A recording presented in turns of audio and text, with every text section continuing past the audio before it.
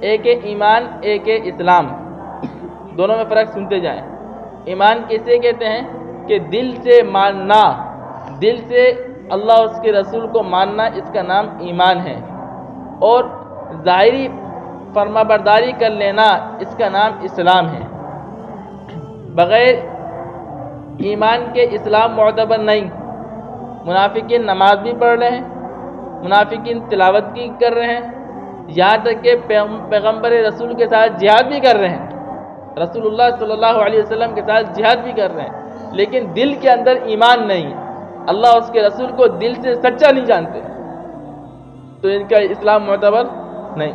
اسی طرح ایک کے دل کے اندر ہے کہ اللہ اس کا رسول سچا ہے، دل میں ہے، جانتا ہے، لیکن ان کی اطاعت نہیں کرتا، تو اس کا بھی یہ ایمان معتبر نہیں۔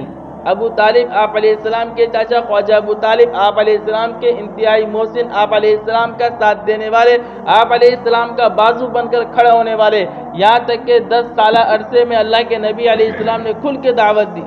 صحابہ میں مشکلات آتی ہیں، لیکن حضور علیہ السلام پر ویسی مشکلات نہیں آتی۔ کیوں؟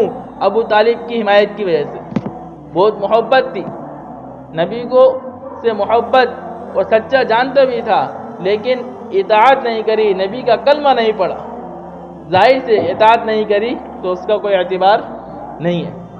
اس لیے ایمان دل سے شروع ہوتا ہے، اور یہ اعضاء کے، ہمارے جسم کی اطاعت کے اوپر جا کے ختم ہوتا ہے، اور اسلام جسم کی اطاعت سے، نماز روزہ اعضاء کی اطاعت سے شروع ہوتا ہے اور دل پہ جا کے ختم ہوتا ہے۔